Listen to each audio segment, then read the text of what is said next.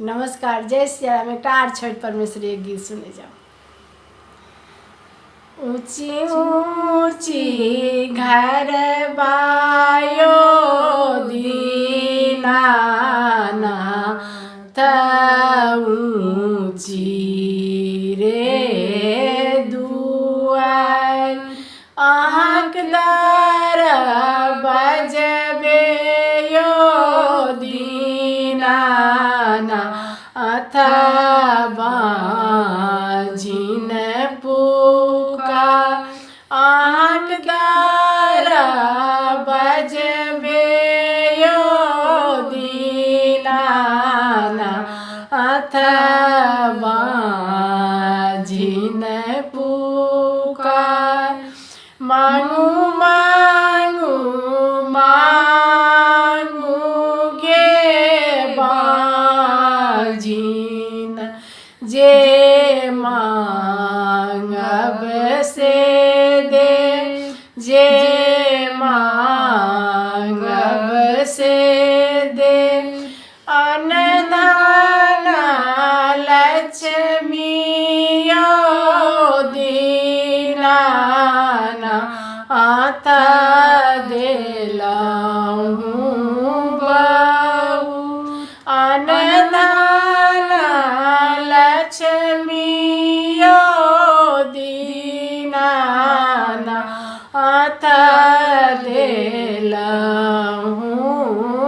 बहु एकटा बालक बिनयो दीनाना अथवा जिन पड़ल नाम मांगू मांगू मांगू गे बाजिन मांगब से दे सासु मोरा मारैयो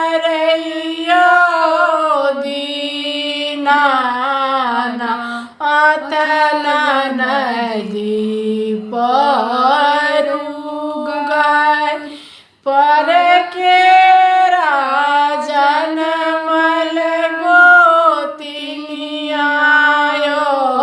दीना नात बाजिनिया धेलक नाम बाजिनिया धेलक नाम आके देव हे बाजिन गाजाधर जा कापून आके देव गे बाजी गाजाधर जा कापून खेलबै त जेब हे बाजी ना अपन महल खेलबै त